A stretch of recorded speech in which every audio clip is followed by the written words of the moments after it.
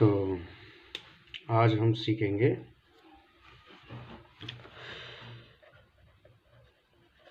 Linear equations. सबसे पहले जान लेते हैं कि इक्वेशन क्या होती है। तो इक्वेशन जब बीच में इजिकल टू होता है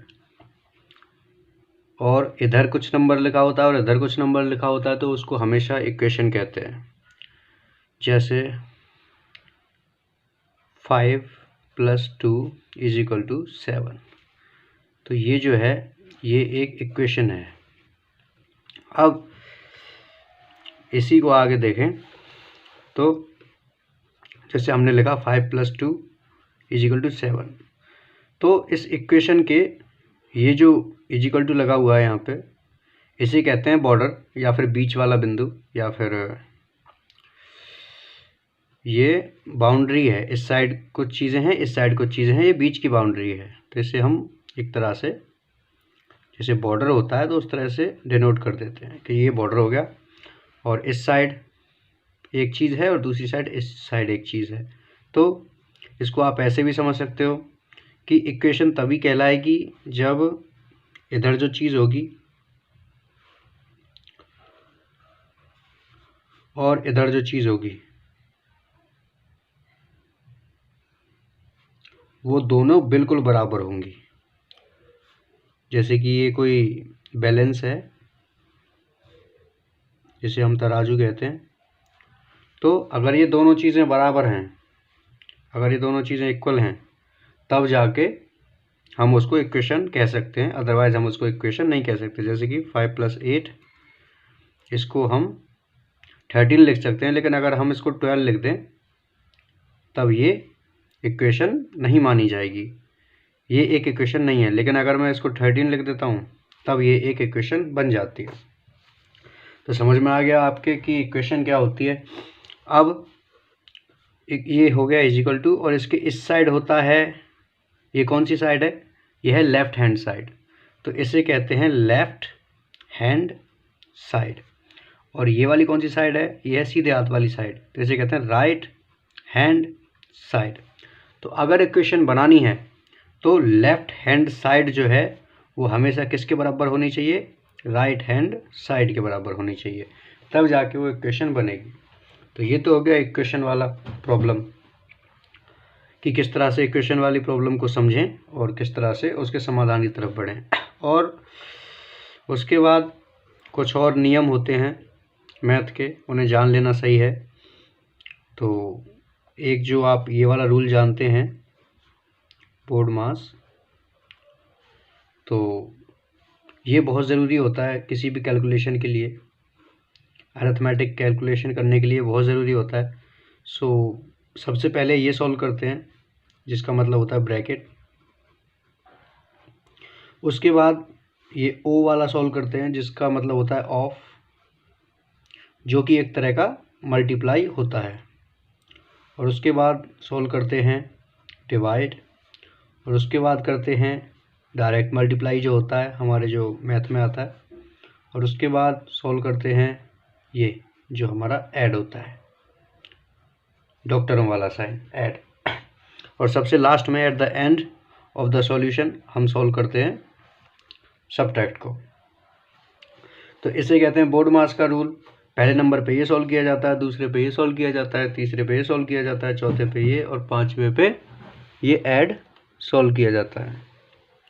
वीडियो में आ नहीं पा रहा तो हम क्या करते हैं कि इस वाले पेज को फोल्ड कर लेते हैं।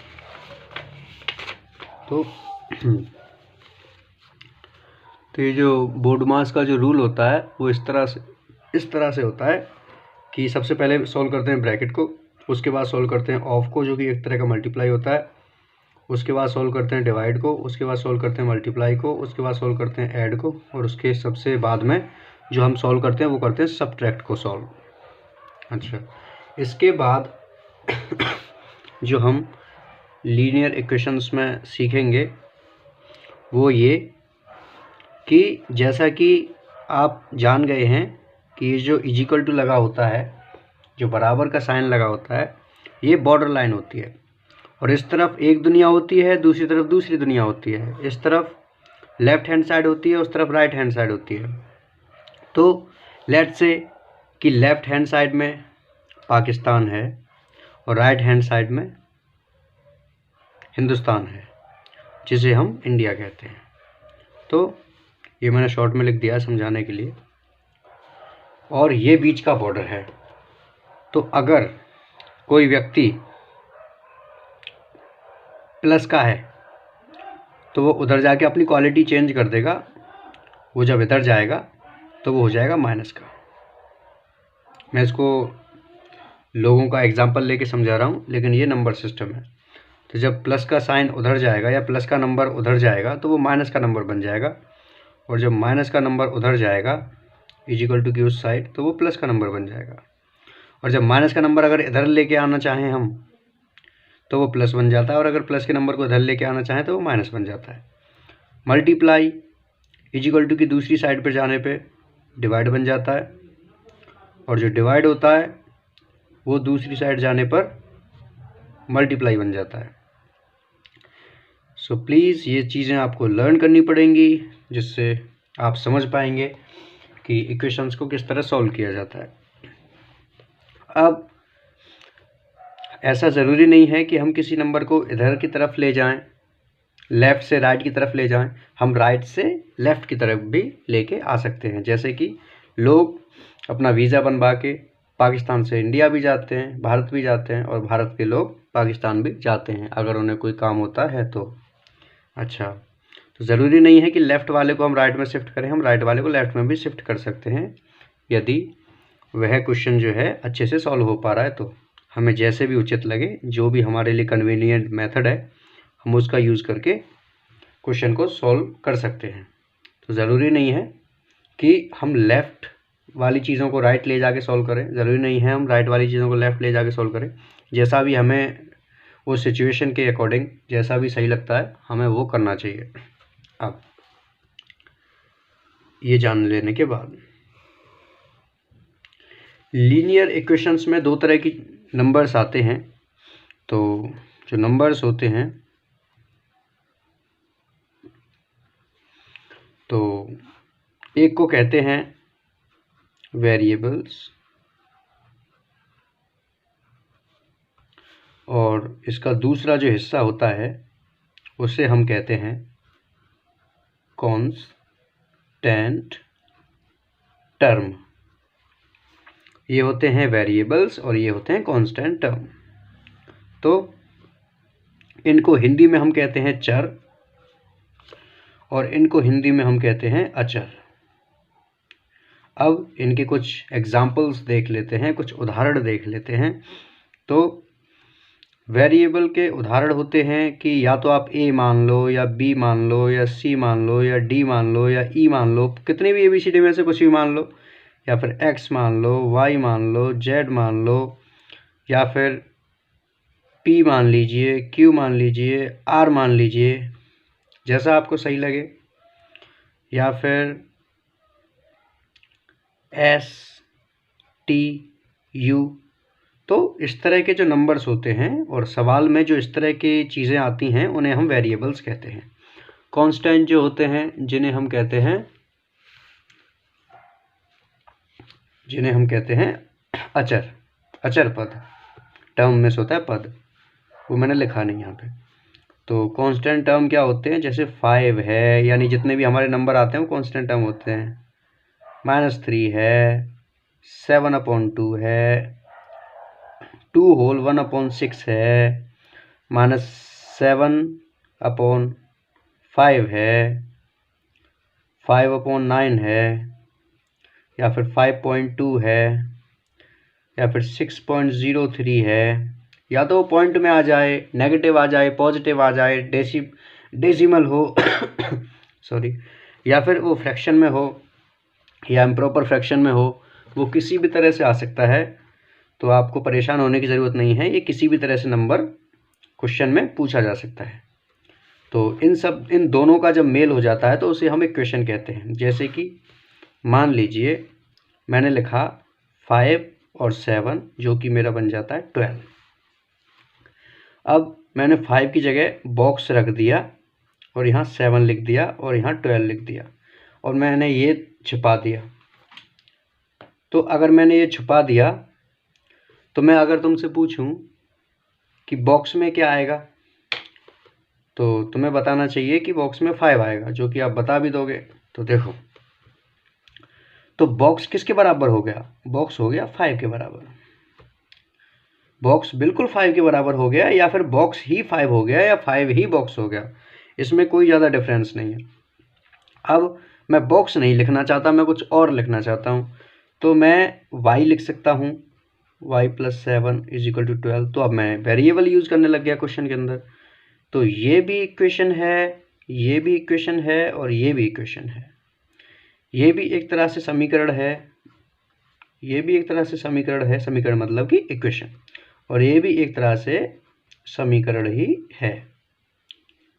तो मैं नहीं चाहता कि जिन बच्चों को हिंदी आती है सिर्फ वही सीखें, या जिन बच्चों को अंग्रेज़ी आती है, इंग्लिश आती है, सिर्फ वही सीखें। मैं चाहता हूं कि दोनों धाराओं के जो विद्यार्थी हैं वो सभी इन चीज़ों को सीखें कि ये सिंपल कैलकुलेशंस कैसे होती हैं। तो मेरी कुछ वीडियोस आएंगी जिनमें मैं कोशिश करूंगा कि बच्चे ये जानें कि किस तरह से हम सिंपल वे में सॉल्यूशन पा सकते हैं लीनियर इक्वेशंस का। अब इस तरह के बनेंगे समीकरण।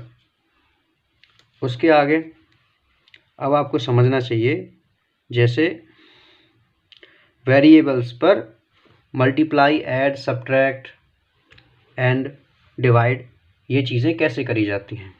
तो जैसा कि एक क्वेश्चन देता हूं मैं, 5 + t = 14। तो t की वैल्यू क्या आएगी? t की वैल्यू आएगी कि t में ऐसा, मतलब 5 में ऐसा कुछ जोड़ो जिससे 14 आ जाए। तो t का दिमाग लगाइए, क्या आएगा? तो t की वैल्यू आ जाएगी 9। तो यहाँ t = क्या हो जाएगा? 9 हो जाएगा। इस तरह से इक्वेशन सॉल्व होती हैं। अब अगर मैंने लिख दिया है 10 = 10, मैं आपको इक्वेशन बनाना सिखा रहा हूँ कैसे बनाई जाती है इक्वेशंस। तो अगर मैंने लिख दिया है 10 = 10, तो मैं इसको कैसे लिख सकता हूँ? 5 × 2 = 10, क्योंकि 10 को मैंने ऐसे स्प्लिट कर दिया, मैंने उसको 2 टुकड़ों में तोड़ दिया। अब मैं ये जो मैंने तोड़ा है, अब मैं इस 2 की जगह पे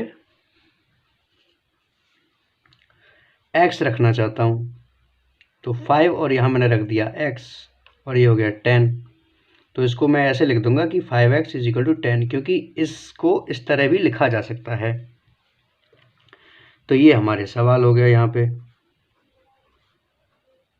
तो ये बन गई हमारी इक्वेशन। ये भी इक्वेशन थी, ये भी थी, ये भी थी, ये भी थी, ये भी थी, लेकिन ये पूरी तरह से सुसज्जित हो चुकी है, पूरी तरह से सजा दी जा चुकी है कि इस तरह की इक्वेशंस आपको बुक में मिलती हैं। तो अगर यहाँ पे आपसे कोई वैल्यू पूछे कि x की वैल्यू क्या है, तो आपको बताना है 2। 2 कैसे?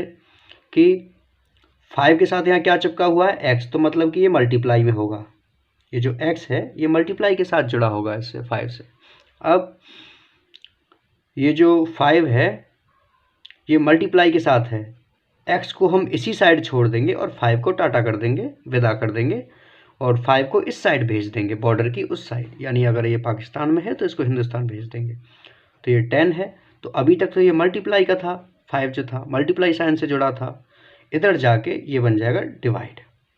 तो ये डिवाइड साइन से उधर जाके दूसरी तरफ जुड़ जाएगा। ये कुछ ना कुछ चेंज करता है अपना, क्योंकि जो हिंदुस्तान में लोग रह रहे हैं जब वो पाकिस्तान जाएंगे तो उन्हें कई सारी चीज़ें बदलनी पड़ेंगी अपनी, और जो पाकिस्तान के लोग हैं जो हिंदुस्तान आएंगे तो उनको कई सारी चीज़ें, बोली, भाषा, पहनावा, खान पान, रहन सहन, कई सारे उनको बदलाव करने पड़ेंगे। इसी तरह यहाँ भी साइन चेंज करे जाते हैं। सो x = जब हम इसमें इस नंबर में इस नंबर से डिवाइड देंगे तो हमारा आंसर आ जाएगा 2। तो जो x की वैल्यू आई है वो है 2। या फिर हम सीधा सीधा समझ लें कि यहाँ 5 का मल्टीप्लाई x से हो रहा है, 10 आ रहा है, इसका मतलब x की जगह क्या रहा होगा, 5 का मल्टीप्लाई किससे करें कि 10 आ जाए। तो ये क्वेश्चन पुटअप करके भी आप x की वैल्यू निकाल सकते हो। तो आंसर आ जाएगा 2, कि 5 का मल्टीप्लाई 2 से कर दो तो आंसर आ जाएगा 10। तो इस तरह भी आप इक्वेशंस के मान प्राप्त कर सकते हैं। अब इसमें दूसरी तरफ मैं चाहता हूं कि कुछ बड़े क्वेश्चंस भी आपको समझाए जाएं इसी के अंदर। तो जैसे 5x + 2 = 17। तो जैसे ये समीकरण है, ये इक्वेशन है, तो इसको हमें सॉल्व कैसे करना है। तो इक्वेशन को सॉल्व करने का सबसे पहला तरीका जो मैं आपको बताना चाहता हूं कि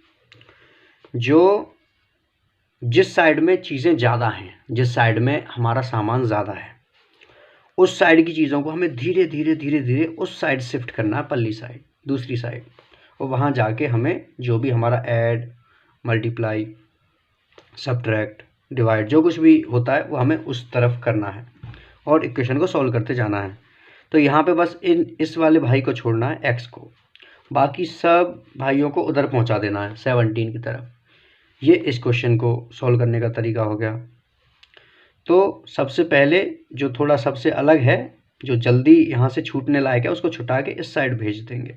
तो जो प्लस का 2 है वो उधर भेज देंगे उसको, और ये यहाँ हो जाएगा माइनस का 2, क्योंकि मैंने बताया कि चेंज होता है, प्लस का नंबर वहाँ माइनस का हो जाता है, जैसे यहाँ मैंने समझाए थे। तो 5x और यहाँ से 17 में से 2 गए तो यहाँ से बच गए 15। अब आपको पता है कि जो x के साथ 5 जुड़ा हुआ है वो मल्टीप्लाई साइन से जुड़ा हुआ है, तो जब वो इस साइड जाएगा तो वो डिवाइड में चला जाएगा, तो x की वैल्यू कितनी आ जाएगी 3। इस तरह से हम इन इक्वेशंस को सॉल्व करते हैं। अब जैसे और ले लीजिए एक और इक्वेशन। तो टाइम को देखते हुए मैं वीडियो ज़्यादा लंबी नहीं बना सकता और मुझे यहाँ इस इक्वेशन को समझाने के बाद रुकना पड़ेगा। तो लास्ट वाली को समझ लीजिए कि मान लीजिए कोई इक्वेशन है 5x/3 + 2 = 19। तो हम इसको सॉल्व कैसे करेंगे, तो जो 2 है, जो ईजी लग रहा है उधर ले जाना, तो पहले इसको ले जाइए। 5x/3 = 19 और ये 2 उधर जाके माइनस का हो गया, तो 19 में से 2 गया 17 बच गए, और यहाँ ये एज इट इज़ चल ही रहा है। तो ये जो 3 है ये अपॉन में 3 है, तो इसको डिवाइड में मानते हैं हमेशा। या तो मैं ऐसे लिखूँ 5x/3 या फिर मैं ऐसे लिखूँ 5x/3। इन दोनों का मतलब एक ही है, ये डिवाइड में माना जाता है। तो ये डिवाइड में है नंबर और ये उस साइड जाएगा, तो ये किस में हो जाएगा, ये हो जाएगा मल्टीप्लाई में। तो 5x = और जब हम इसका मल्टीप्लाई कर देंगे तो ये हमारा हो जाएगा 51 हो जाएगा ये। अब उसके बाद यहाँ समझ लीजिए इस जगह में, तो अब ये जो 5 है वो मल्टीप्लाई साइन से जुड़ा हुआ है x के साथ, तो अब ये उधर जाएगा तो डिवाइड में हो जाएगा, तो x बेचारा यहाँ अलग रह जाएगा, और ये 51 यहाँ है और ये 5 उधर चला गया। अब ये मल्टीप्लाई में था, अब ये किस में हो जाएगा, डिवाइड में। और डिवाइड को ऐसे लिख देते हैं। सो x = क्या आ जाएगा, जब हमने इसको डिवाइड किया तो 10 जा ये गया और 2 जा ये गया, तो ये हो जाएगा 10.2 और ये हमारा आंसर हो जाएगा इस इक्वेशन के लिए। यही हमारा x की वैल्यू हो जाएगी। सो यहीं आपका वीडियो एंड होता है, और कोशिश करिए कि बच्चों तक पहुँचे ये वीडियो, जो भी बच्चे देख रहे हैं, और इस चैनल को सब्सक्राइब करें ताकि मैं कुछ चीज़ें बना सकूं, जितना भी टाइम मैं निकाल पाता हूं, जितना भी हो पाता है मेरे से उतना बच्चों को कुछ सिखा सकूं। तो बस इसी के साथ वीडियो को करते हैं एंड। बाय।